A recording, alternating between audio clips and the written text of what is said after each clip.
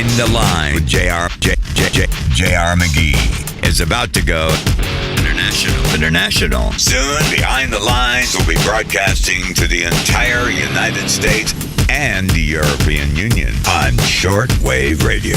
International airwaves are not only effective, but affordable.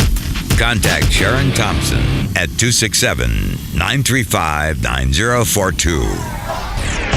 Did you hear what I just said? Behind the Lines. That seems very bizarre to me. We have a lot of news to get to. Imagine my shock and surprise. On and on and on. Behind the Lines. And they wonder why we call them fake news. Hack. Me Too movement. Moving across the country at this hour. This old lady's not rolling over. Behind the Lines. And it's the politics of hatred. I'm so glad I found you. You're listening to Behind the Lines with J.R. McGee. That's my first point. To be on the show, call 267-935-9042. Yes, sir. Email J.R. McGee your thoughts or questions. J.R. McGee Radio at gmail.com. Now, Behind the Lines. Hello, welcome to another flash update of Behind the Lines with J.R. McGee. As usual, the news media is providing you information of just the basics on what's going on with North Korea today and with President Trump withdrawing from the summit. Behind the Lines, I want to give you a lot of insight into what's going on that you're not hearing from other sources. Kim Jong-un last week was called back to China for the second time in as many months. This is for additional consultations with Xi Jinping, the premier of China. He is very concerned about what's been going on, and this is after 3 years of never talking to Kim Jong-un in North Korea. China has always made the case that they don't have much influence over North Korea and they can't control what's happening. This is a major change in this because immediately after Kim Jong-un returned to North Korea, he began blowing up these talks that were going to occur in Singapore. Now, China has proven that they can control North Korea. China did not want this summit to occur, and China's now played a key card that they've been keeping very close to their chest for a long time. The bad thing for China is that card can never be replayed, and China is going to have to play a much more engaged role in all activities with North Korea in the future. That's a major change in all of this, politically, economically, and socioeconomically as well. Now, President Trump wrote a letter to Kim Jong-un, and that letter is readily available on the internet. I won't read that to you here. But essentially, President Trump withdrew from the summit, and I think very wisely. In fact, I don't believe he had much choice but to withdraw, and it was due to increasingly hostile remarks from North Korea. President Trump framed them as, quote, tremendous anger and open hostility. Now, what most people haven't heard is that North Korea completely ignored the prep team for the meeting logistics and the planning for the Singapore conference. They didn't respond to any of the requests for information. They didn't participate in any of the activities that's required to pre-plan this summit and to put things into place. I believe this proves without a doubt they had no intention of ever following through and attending that summit. North Korea is attributing this to remarks. Their deputy foreign minister and a longtime negotiator, her name is Cho Sun-hui. She called Vice President Pence's remarks both ignorant and stupid, and she called the vice president a political dummy. He's a lot of things, but he is not stupid, and he is no dummy. In fact, he's probably one of the smartest political operators in Washington, D.C. of either party. Like him or hate him, Vice President Pence is both an honorable man and someone who knows what he's doing, which ironically is a rarity in Washington, D.C. As a person who's involved in both U.S. affairs and geopolitical events around the world, I cannot suppress my surprise at how this is all played out. In addition, Mrs. Cho, who is, again, the deputy foreign minister for North Korea, said that she was shocked at the ignorant and stupid remarks gushing from the mouth of the U.S. vice president.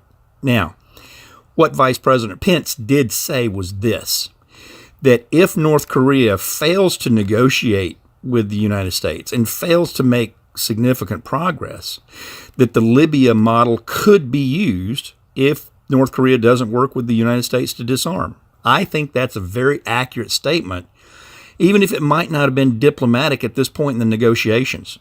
Got to remember, this is very much a negotiation strategy to show North Korea they're no longer driving the bus in these talks like they did for Jimmy Carter, Bill Clinton, George W. Bush, and Barack Obama. I think this was a very smart move because in every negotiation we've been involved with in North Korea heretofore, we've been played. We've been suckered. We've been the one who's paid, and North Korea has been the one who's played. We've paid, they've played. I think this is a very smart move on our part to put them back on their heels. It's strategic. It's also a leverage for negotiation positioning. Now, we've got a very strong team in place. John Bolton, who the North Koreans absolutely detest. And in fact, John Bolton has put some of the things that North Korea has called him and written about him, he's framed them and put them in his office. I think that's kind of a cool thing. He kind of wears those insults as a badge of honor. It shows you where John Bolton's mindset is, and I think it's his head screwed on very straight. Secretary of State Mike Pompeo, he's been doing extremely good work beginning these discussions, laying the groundwork. He's a smart individual. I've worked around him. Again, I was in intelligence for a long time. He's a known entity, and he is extremely good at what he does. I would put it this way. Mike Pompeo is as good as Jim Clapper is bad. Take that for what it's worth. Our UN ambassador, Nikki Haley, oh my gosh, love her or hate her, she is willing to say it like it is. And for the first time in a long time, the United States is speaking with authority. We're speaking with commitment. We're speaking with courage. We're beginning to provide the rest of the world with exactly what we think and where we will go and where we will not go. And then you combine that with Secretary of Defense James Mattis. James Mattis gave a briefing this afternoon on exactly what the United States military is doing to prepare if North Korea is foolish enough to follow this up with some type of threatening activity or even, God forbid, an attack. I think we've put together a really good plan with this. All of this is absolutely negotiations, and it's negotiations in a way that no other country has seen from the United States in a long, long time, and that is negotiation from a position of strength as opposed to negotiations from a position of writing a check. There's a huge difference in those two strategies. I think we're seeing that played out. And if that wasn't clear enough, let me help you understand just how clear President Trump made our position to both Kim Jong-un in North Korea and to Xi Jinping in China. Quote, "You talk about your nuclear capabilities, but ours are so massive and powerful that I pray to God that they will never have to be used." Unquote. I was talking with a couple of friends before I sat down to record this, and I have to tell you, I can't remember in my lifetime a United States president speaking so forcefully and so openly about exactly what our position was in regards to our response to the potential activities of another country. If someone doesn't get that clue, then they've got no business being in power. The last piece of this puzzle is the mountain at Pongji-Ri. This is the mountain where North Korea has been testing their nuclear devices. They opened up the negotiations by saying they were willing to cease nuclear testing. Well, duh. That's no surprise because the mountain collapsed in the September 2017 test for their largest nuclear explosive test device. The mountain collapsed. It's no longer usable, and it's the only location that they have in North Korea for these tests. So if their test facility is destroyed by them unintentionally, of course they have to suspend testing operations. They're not giving up anything. They don't have a testing operation capability anymore. But now today they blew up the mountain further. But here's the interesting thing. No inspectors were allowed anywhere near it before the blast, and no inspectors were allowed near it after the blast. We don't know exactly what they blew up. I believe that at best, this was a completely useless symbolic gesture for purely public relations value. But it could possibly be a way for North Korea to hide the evidence of their program from future inspectors. And it could have been a way for them to seal the mountain because the mountain was beginning to leak radioactive waste from the fractures and cracks in the mountain. And that was beginning to threaten China. And that was the reason China brought Kim Jong-un for, quote, consultations, unquote, for their first meeting. They were very upset with the fact that they had carelessly executed this nuclear testing program, and as a result of the mountain collapsing, they had placed China and Chinese people in danger. So the fact that they blew up the mountain Punggye-ri today, at best, completely symbolic, no value whatsoever. I think that we're going to be seeing a lot going on. These, again, in my opinion, are negotiation strategies and positions. And I don't think that we've seen the last of this. This is an incredibly interesting dance, but by the same token, it can be an incredibly dangerous dance because North Korea has been and continues to be unpredictable, and we don't have good insight into what they're thinking and what they're capable of. So we have to play this game very carefully. Unstable people who feel cornered and threatened can be very dangerous. I think President Trump so far is playing this very brilliantly, to be honest with you. And I'll be very open. President Trump was not my first choice. President Trump was not my second or my third choice. But since he has been president, I have watched this man make several different positional moves, and I have been very impressed with how well he negotiates. He negotiates very strategically. He negotiates with a plan, and he executes against that plan, and people don't realize what he's doing until it's already in place. And I think the North Koreans are going to find out very quickly that this is not like negotiating with the United States that they've done before. This is a cat of a completely different color, and I think they're waking up to that right now. In fact, I was joking with somebody a little earlier today.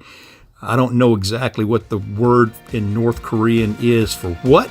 What did he do? What did he say? But I think that's probably the most used phrase in North Korea as we're talking right now. Listen to Behind the Lines on Demand. Go to Behind the Lines on YouTube. Hit subscribe and click on the bell icon. You'll be alerted to live updates from J.R. McGee 24/7 from around the world. Behind the Lines with J.R. McGee will continue after this. Reduce or eliminate your electric bill with Exact Solar, one of Pennsylvania and New Jersey's leading solar energy system installers and the only company with extensive experience in installing solar PV, solar water heating, and solar pool heating systems. As a local family-owned business, we take pride in our high-quality installations and our excellent award-winning customer service. You can start saving money right away with a solar energy system. To learn more, call us at 215-621-8353 or visit us online at exactsolar.com today. You're listening to Behind the Lines. At Buckman's, we're passionate about skiing, snowboarding, and having fun with friends and family. Everything we do, from the gear we carry to the services we offer, is driven by this passion. Since our first shop opened in 1971 until today, we are proud that all our stores are family-owned and operated. Our online store, buckmans.com, also reflects this passion. When you order from us, an actual skier or snowboarder ships your order out of an actual shop, not some giant warehouse. It's our mission to share our love for the outdoors with you, so you and your loved ones can experience winter to its fullest. You may not have heard of us, but if you want that mom and pop feel, combined with the expert knowledge and award-winning service that comes from over 45 years of experience, why not give us a try? Buckmans.com. Now, back to Behind the Lines. I am offended and outraged. All the special operations. In my opinion, I found you divinely. And I'll get to that point in just a minute. To be on the show, call 267-935-9042. Email J.R. McGee your thoughts or questions. J.R. McGee Radio @gmail.com. Welcome back. And as we continue our Memorial Day celebration on this special edition of our show, Behind the Lines, I remember growing up in the South, Memorial Day was referenced as Decoration Day. And it was a day that we would go to the cemeteries and we would clean up the graves, we'd wash the headstones, we'd plant new flowers for our loved ones and our relatives who had gone before us. It was really a fun day. And then after we had been to the cemetery and we'd cleaned up everything there and made everything look good, then we would go back to the house and have a barbecue. And a Southern barbecue, I'm sorry, that's a really special treat. I think everybody in the United States deserves to experience one really good Southern barbecue at least once in their lives. Decoration Day began at the end of the Civil War as a way of honoring so many of the people who died in the Civil War. There were over 600,000 casualties between the North and the South, and Decoration Day was an opportunity to celebrate the war dead. That grew into an opportunity to pay our respects to all of our relatives who had passed away, and I think that was a good thing. And today there are police officers who've died in the line of duty. There are firemen who've died in the line of duty, emergency medical technicians and paramedics who've died in the line of duty. All of these absolutely deserve our respect and our support and remembrance. We need to always remember these people. And especially, we need to remember their families. Their families paid a sacrifice just like they did. And sometimes it's even more painful for the families. So Decoration Day then morphed into Memorial Day. And ironically and sadly, Memorial Day now is mostly a day to go to the beach. It's a day to open up your beach house. It's a day to barbecue. It's a day to go out and have fun and do stuff. And we've kind of lost sight of what Memorial Day really is. The second thing that I want to bring up is the fact that for the military, a lot of people want to thank veterans for their service on Memorial Day. And you're going to hear this in some of the interviews. You're going to hear this 2 or 3 times because veterans are very sensitive to this. Memorial Day is not the day to thank veterans for their service. Memorial Day is the day to remember those who gave the ultimate sacrifice and died in combat, died in service, died in the military, or died on duty if they're police officers or firefighters. It's a day for us to remember them. And I, in particular, like to remember the Gold Star families and the families of the police officers, the families of the firefighters. The families are the ones who suffer that loss the most intensely. They're the ones who pay the biggest price, ultimately. Those are the people that we need to thank on Memorial Day. Those are the ones that we need to remember. Those are the ones we need to pay homage to. And it can be intensely personal, but it's always moving. There's a lot of different ways that you can say thank you. Some of us do it by shaking their hand. Some of us do it by just saying thank you. There's multiple different ways. There is no one way. In fact, I've had several military people tell me that they're very uncomfortable when someone comes up and says thank you for your service. And to them, I say this: the civilians in the United States often don't understand. In fact, less than 2% of the United States population now serves in the military. That's not many. And they don't have the context of what the military is, what it means, what it's about.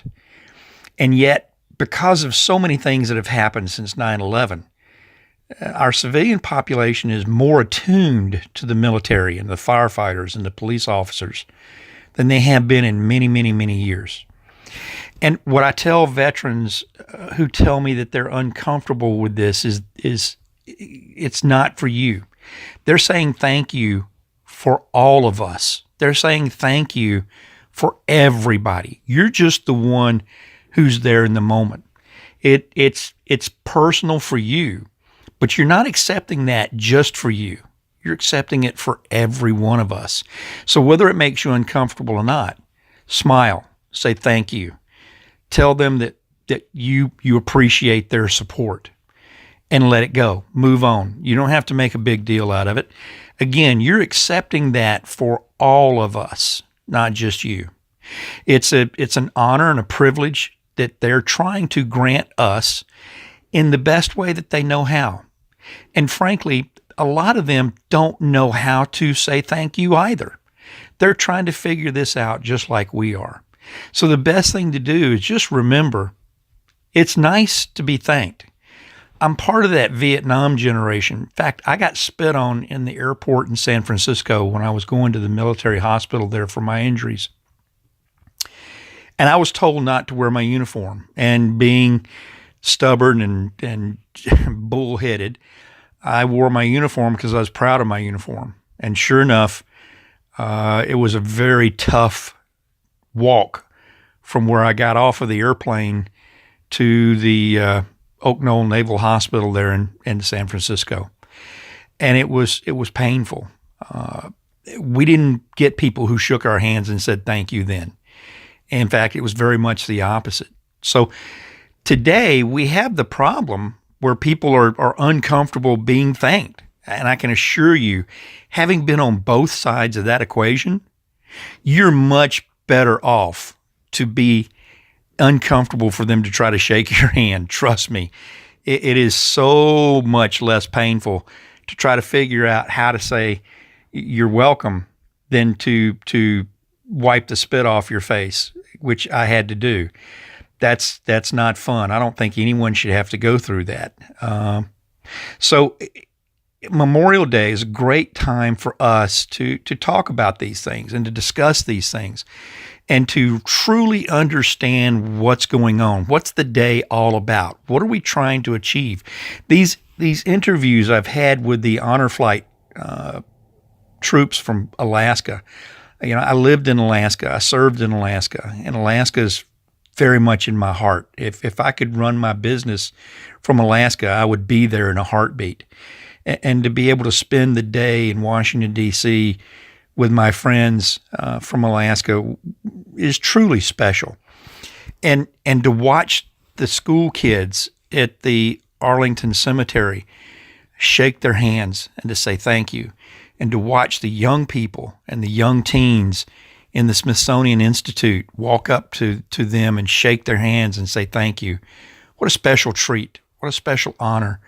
We're all trying to figure this out, and we're all trying to do the best that we can. We're all trying to figure out exactly what it means and what's the right way to go do it.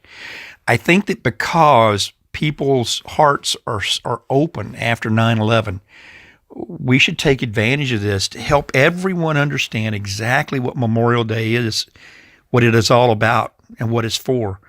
And that is to pay our respects to those who are no longer here. And not just the ones who died in battle, the ones who passed away from old age, the veterans who served and lived an honorable life, and they've passed on. They've gone before us. We need to remember them. We need to remember their families. They served just like the ones who died in combat. Memorial Day is the time that we've designated as a country to reserve for us to take a moment out of our busy lives and to just think and remember. I do want to have fun. I intend to go to the barbecue as soon as this show's over. Don't make any mistakes about it. I would love to be on the beach. I've got a friend who owns a beach house on the New Jersey shore. I would love to be there today. I'm not denigrating any of that, and I'm not saying that's not what we should be doing. I'm saying that don't forget the important things while we're going about the fun things. It doesn't take long to truly respect someone and to remember them and to pay homage for them and their sacrifice. I want to take a moment for a commercial break, and we'll be back right after this. Listen to Behind the Lines on demand. Go to Behind the Lines on YouTube. Hit subscribe and click on the bell icon. You'll be alerted to live updates from J.R. McGee 24/7 from around the world. Behind the Lines with J.R. McGee will continue after this. Reduce or eliminate your electric bill with Exact Solar, one of Pennsylvania and New Jersey's leading solar energy system installers and the only company with extensive experience in installing solar PV, solar water heating, and solar pool heating systems. As a local family-owned business, we take pride in our high-quality installations and our excellent award-winning customer service. You can start saving money right away with a solar energy system. To learn more, call us at 215-621-8353 or visit us online at exactsolar.com today. You're listening to Behind the Lines. At Buckman's, we're passionate about skiing, snowboarding, and having fun with friends and family. Everything we do, from the gear we carry to the services we offer, is driven by this passion. Since our first shop opened in 1971 until today, we are proud that all our stores are family-owned and operated. Our online store, buckmans.com, also reflects this passion. When you order from us, an actual skier or snowboarder ships your order out of an actual shop, not some giant warehouse. It's our mission to share our love for the outdoors with you, so you and your loved ones can experience winter to its fullest. You may not have heard of us, but if you want that mom and pop feel, combined with the expert knowledge and award-winning service that comes from over 45 years of experience, why not give us a try? Buckmans.com. Behind the Lines. Now, back to Behind the Lines. I am offended and outraged, All the special operations. In my opinion, I found you divinely. and I'll get to that point in just a minute. To be on the show, call 267-935-9042. Email J.R. McGee your thoughts or questions. J.R. McGee Radio @gmail.com. Welcome back. This is Behind the Lines on location in Washington, D.C., a town full of allies and adversaries, friends and foes. And now I've got an interview with a dear friend. This is one of the most influential men in my life. This is somebody that I've been friends with for 25 years, and he is an amazing human being. This is my friend Galen Searles, a Marine, a Marine's Marine. He was in the Korean War, and he has lived those values, and he will be the first one to tell you he is still a Marine today. Galen, welcome to the show. Thanks, Jared. Tell me a little bit about how you got into the Marine Corps, and you actually were in the Battle of the Chosin Frozen in Korea as well as a replacement. Tell us about it. Well, as a replacement, yes. The heft of the fighting was done by the time we got there. They moved us up as replacements for the guys that were already ahead of us. We marched all the way up the hill and met all the guys coming back down, so we marched back down the hill again, you know. But there was still plenty of nastiness going on. We froze various parts of our body, and that led to eventually being discharged from the Marine Corps. It's said that once you're a Marine, you're always a Marine. And I believe that, and I know you believe that. Tell us what being a Marine is like, especially from the Korean War era. Well, we had our family served in virtually every war since the Revolutionary War for a long, long time. And you know, when you serve overseas, especially in a combat zone, there's something special about coming back home. Do you remember when you came back home from Korea? Oh, the most beautiful sight that I've ever seen in my life, and I will say it as long as I live. We were on the Daniel I. Sultan, and I don't know how many hundreds of us that were on the Sultan coming back to the U.S. And the beautiful sight was the bottom of the Golden Gate Bridge because we were on the ship going underneath it, coming back. And that bridge really signified that you were home, right? Oh, yes, we were home. Yeah, it's hard for people who've never experienced that to understand when you're in a situation where you may not ever come home, and then you make it home. That's powerful. Too many of them didn't. Yeah, that's a powerful emotion. You know, let's talk a little bit about Honor Flight and what you've been going through here. What was it like when you guys got together in Fairbanks? Because you're from Fairbanks, Alaska. That's true. And you flew from Fairbanks down to Anchorage to meet the bulk of the team. What was it like when you got to the airport in Fairbanks? Well, at first we thought the three of us, Jack and Jerry and myself, were probably the only ones who were going to be there. And when we arrived there, and I don't know, there must have been 15 or 20 other people. I never counted them, but there was a host of them.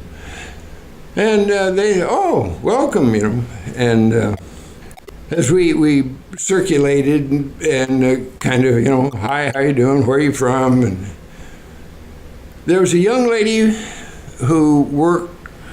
She's serves in some capacity with the Alaska Airlines. And most all of us are a little long in the tooth, so to speak, crusty old suckers. And we're standing around there, and she marched down there, and she said, gave us her name, or she told us her name, and she said, I think you fellas ought to join me in singing. And I think everybody like me just turned around, what do you mean singing? Here's this bunch of old duffers that's under normal circumstances, it sounded like a wheelbarrow full of bullfrogs, I can only imagine how most of you guys would sound in the shower. Yeah, not something you're going to repeat. So anyway, she started singing, and she had a beautiful voice, and she had an amplification. I guess that's the best way to say it, because when she started belting it out, the rafters started vibrating, and probably the biggest thing that I remember out of that thing was about halfway through the song fest she was putting on. She said, I'd like to sing God Bless America. And, most of us kind of looked at one another. And of course, Irving Berlin wrote God Bless America for Kate Smith. And my first response was, somebody's going to try to, steal some of Kate's Smith. And I went up, actually, I said, after it was over with, I said, I thought maybe we need Kate Smith or the Mormon Tabernacle Choir to do this well. I told him, I said, we didn't need any of them. We had you. Well, Galen, it is always a pleasure to see you, my friend. You are one of the special people in my life. You've meant so much to me. You've taught me so many things. And I just wanted to thank you for allowing me to come down here and experience this with you. I want to thank you for allowing me to support you in this. And I want to thank you for being my friend. Listen to Behind the Lines on Demand. Go to Behind the Lines on YouTube. Hit subscribe and click on the bell icon. You'll be alerted to live updates from J.R. McGee 24/7 from around the world. Behind the Lines with J.R. McGee will continue after this. Reduce or eliminate your electric bill with Exact Solar, one of Pennsylvania and New Jersey's leading solar energy system installers and the only company with extensive experience in installing solar PV, solar water heating, and solar pool heating systems. As a local family-owned business, we take pride in our high-quality installations and our excellent award-winning customer service. You can start saving money right away with a solar energy system. To learn more, call us at 215-621-8353 or visit us online at exactsolar.com today. You're listening to Behind the Lines At Buckman's, we're passionate about skiing, snowboarding, and having fun with friends and family. Everything we do, from the gear we carry to the services we offer, is driven by this passion. Since our first shop opened in 1971 until today, we are proud that all our stores are family-owned and operated. Our online store, buckmans.com, also reflects this passion. When you order from us, an actual skier or snowboarder ships your order out of an actual shop, not some giant warehouse. It's our mission to share our love for the outdoors with you, so you and your loved ones can experience winter to its fullest. You may not have heard of us, but if you want that mom and pop feel, combined with the expert knowledge and award-winning service that comes from over 45 years of experience, why not give us a try? Buckmans.com. Now, back to Behind the Lines. I am offended and outraged. All the special operations. In my opinion, I found you divinely. And I'll get to that point in just a minute. To be on the show, call 267-935-9042. Email J.R. McGee your thoughts or questions. J.R. McGee Radio @gmail.com. Welcome back. This particular interview is being recorded live at the Philadelphia Veterans Hospital, where I am today, and I've been able to meet several very interesting people. The person that I'm with now, his name is Elwood Woody, and he's a Vietnam vet, and he's here getting treatment. So we're in a hospital, so you may hear some background noise. It's very busy today, and I'm glad to see that. I'm delighted to see so many veterans getting help, and the VA is making some real improvements. They've got a long way to go, but they're making some real improvements, and I actually think that the current administration is to be commended for that. We're seeing some major changes and some major improvements.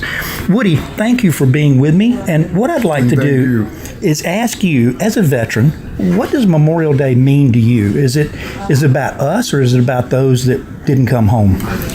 Strangely enough, I don't think half of America even knows what memorial means. And all we ever do is barbecue on Memorial Day. That's what I did. I picked in everybody's barbecue as much as I could, but I finally found out that Memorial Day means that we are honoring those who gave of self for us. And that's what it's really all about. And I think we should sort of figure out what's going on with it. I have a lot of friends that didn't make it back, and to me, that's what Veterans Day is really all about. It's remembering them, because you've sacrificed. You're sitting here in a wheelchair. I've sacrificed. Most of the veterans that I know either have visible or invisible scars. We all gave something, but those that didn't come back, they gave everything. And that's really what Memorial Day should be. It's a chance for us to remember. And it's not just the military. I think it's the police departments. It's the fire departments. It's the EMS services. They all have lost people on the job. And those people gave their lives sacrificing for the public, sacrificing for civilians. And that's what it really is all about. What would you tell America today, now that you've got a chance to talk to a whole lot of people on the air? I think that we need not to forget. We need not to forget that the most important thing that can ever happen to us is for someone else to give a damn about us, to care about us, to want us. And these are the people that prove it every day. When you're in a car accident, the EMS gets there, he has no idea who you are, other than to say, I give a damn about a body laying in a car. He pulls the body out, he does the best he can. What more could you ask for? In my service, even back in the 70s, the racism has always been a part of people, whether it was the Greeks, the Persians, the Medians. It doesn't matter who we are. Racism has always been a factor. But it seems like in the military, when we were under fire, we didn't really care what color people were. When the police are involved in a crisis, they don't look to see what color somebody is. Well, your example with the EMT people, they don't care who you are. They just want to get you some help. They want to do the right thing. I wish all of our society operated that way. Well, strangely enough, and I say strangely, for good reason. But strangely enough, we have learned, we have been taught, we have been, well, to say program wouldn't take it too far, that the other guy isn't important unless he looks like you. Well, damn it, if the other guy wasn't important, if he didn't look like you, then why'd you buy a dog? That's exactly right. And I have found some of the best friends that I've ever had, some of the people who've cared for me the most, the people who've sacrificed for me the most, didn't look like me at all. Didn't grow up in the South like I did. Didn't grow up with the same things that I did. They had their own problems. I tell people, as I'm coaching people and working with leadership teams around the country, it all comes back to relationships and people. And I've learned to tell everybody, all families are broken, some families are fun. Every relationship has some baggage to it. And if we only focus on our differences, we never get a chance to experience the things that really draw us together. And Memorial Day should be one of those days that we forget about all that other stuff that really doesn't matter and focus in on the things that people did to sacrifice everything they had, everything that they were, and everything that they were gonna be, so that you and I could be sitting here at the VA hospital having a great conversation and talking as friends. And that's true. We have forgotten the most important thing in life, and that is to live. Damn it, if we can live, then we can progress to be the people that we think we are. Not the ones we know we are, but the ones we think we are. Not a bad idea. You know, a wise man once told me that I should live my life so that I would be as good as my dog thought I was. Roof, roof. Woody, thank you so much for your time. Thank you for allowing me to meet you. And I hope that you and I get a chance to talk many times in the future. We will, I'm sure. God bless you and happy Memorial Day. And to you too. Thanks. You're listening to Behind the Lines. We're on location in Washington, D.C., and I am with a group of people that are absolutely amazing. This is a group of veterans from Alaska, and there are friends in this group, but I've made new friends on this trip. And one of these friends that I'm meeting right now is Joe Gibbons, and I met Joe for the first time yesterday, and I was impressed with him from the very beginning. Joe, tell us a little bit about yourself.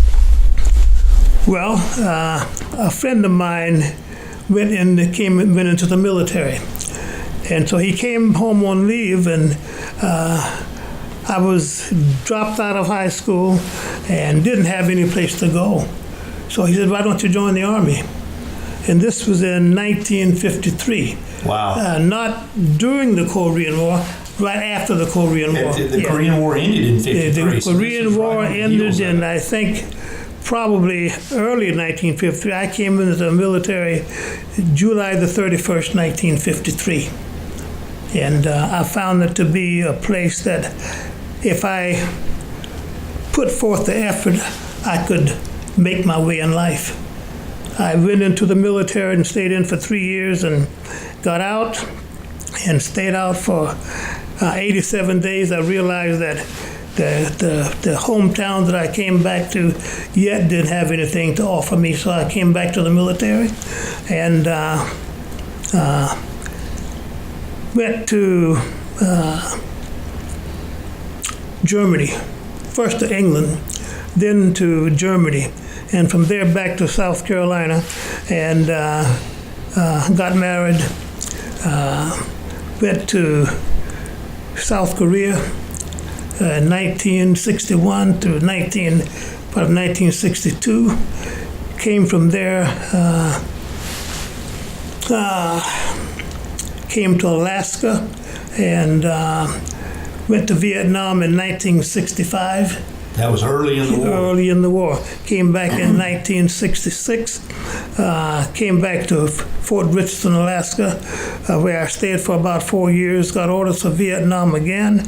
Went back to Vietnam in 1970 until 1971. And 70 through 71, those were bad days in Vietnam. Those were the bad days. Some of the best things in life to me, though, happened while I was in Vietnam. I feel like I kind of found who I was and what I wanted to be. I'd been married for about 3 years, and my wife and I decided that I would stay in the military. And so we raised our family through the military life.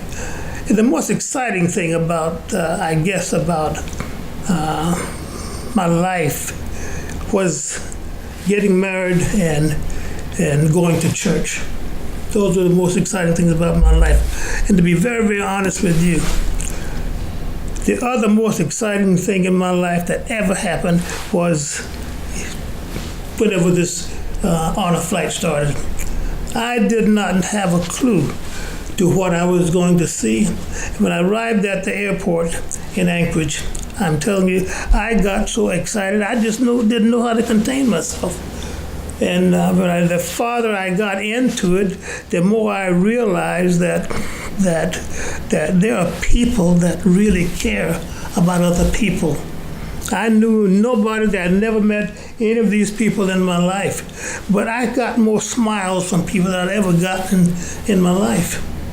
And just in this trip? Just in this trip. This, for me, at my age, it has really been the most exciting 4 days of my life.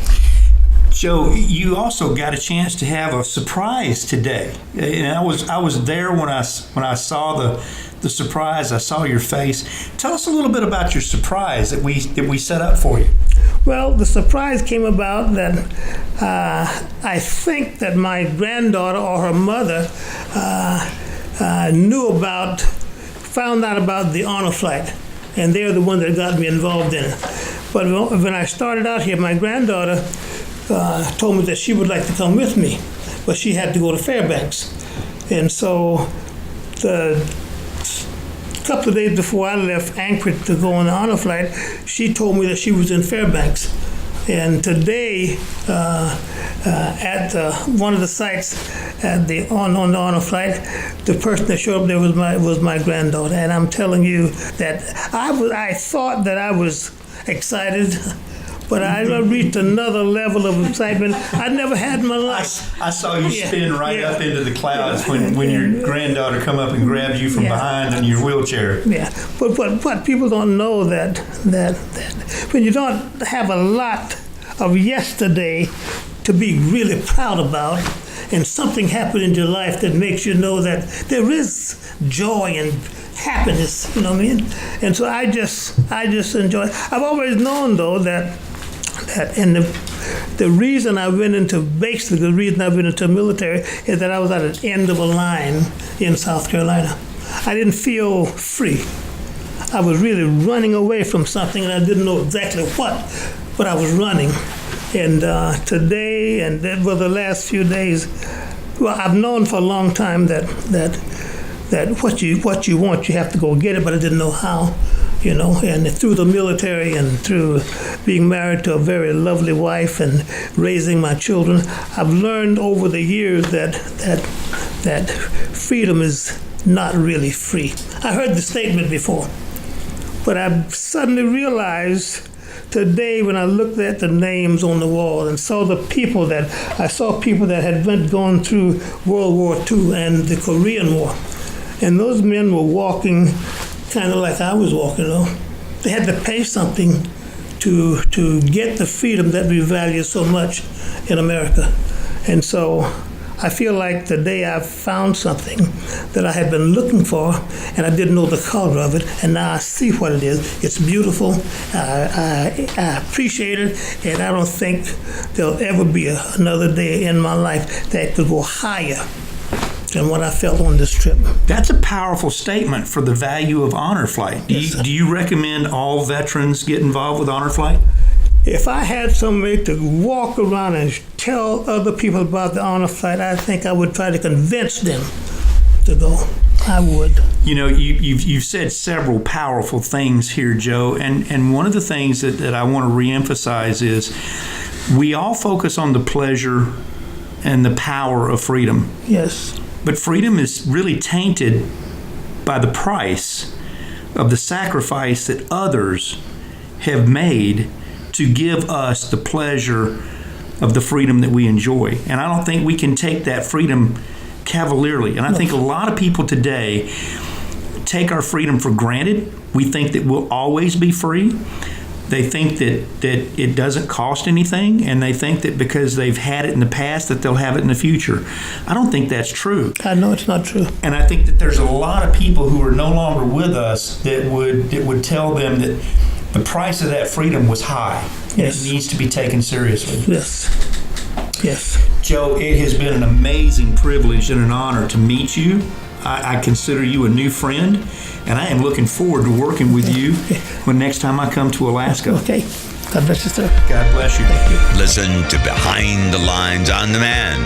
Go to Behind the Lines on YouTube.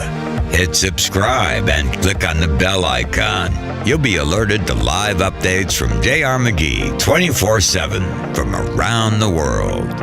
Behind the Lines with J.R. McGee will continue after this. Reduce or eliminate your electric bill with Exact Solar, one of Pennsylvania and New Jersey's leading solar energy system installers and the only company with extensive experience in installing solar PV, solar water heating, and solar pool heating systems. As a local family-owned business, we take pride in our high-quality installations and our excellent award-winning customer service. You can start saving money right away with a solar energy system. To learn more, call us at 215-621-8353 or visit us online at exactsolar.com today.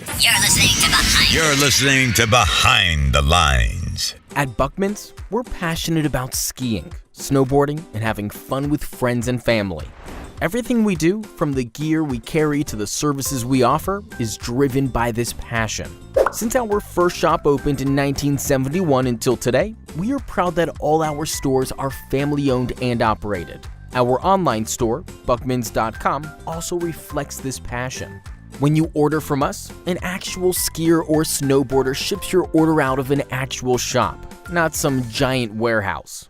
It's our mission to share our love for the outdoors with you, so you and your loved ones can experience winter to its fullest.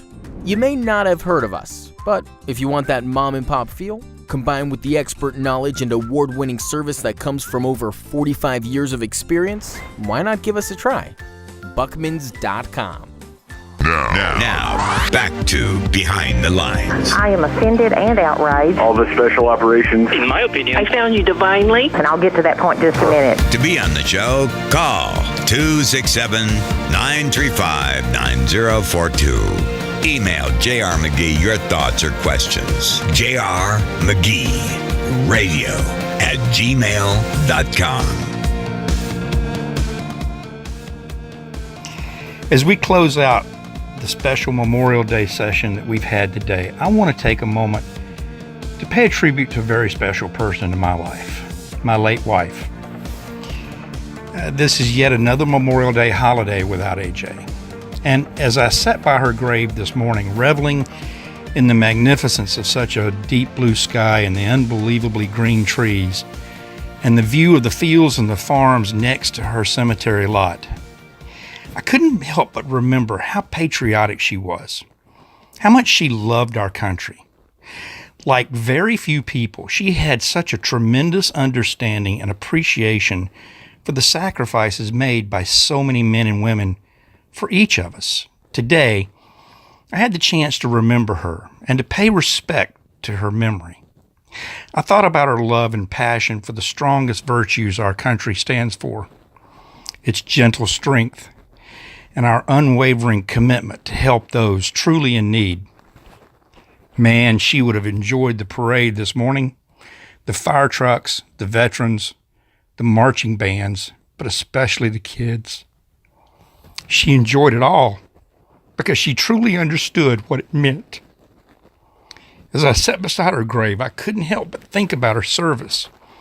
Even though she wasn't military, she served our country in a way very few of us get to do. We met when I was program manager of the Top Gun program in NATO in Europe. She was the executive administrator for the commanding general in Europe. She knew exactly what I did.